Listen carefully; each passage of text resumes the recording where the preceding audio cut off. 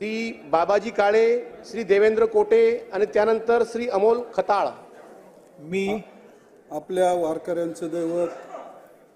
पंढरीचा पांडुरंग संत श्रेष्ठ ज्ञानेश्वर माऊली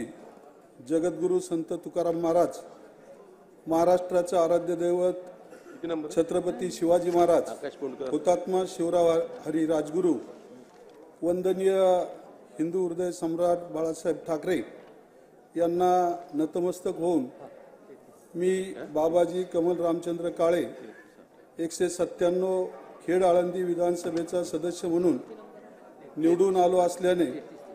ईश्वर साक्षी शपथ घेतो की कायद्याद्वारे स्थापित झालेल्या अशा भारतीय संविधानाबद्दल मी खरी निष्ठा व श्रद्धा बाळगीन, भारताची सार्वभौमता व एकात्मता उन्नत राखेन आणि आता जे कर्तव्य मी हाती घेणार आहे ते निष्ठापूर्वक पार पाडीन।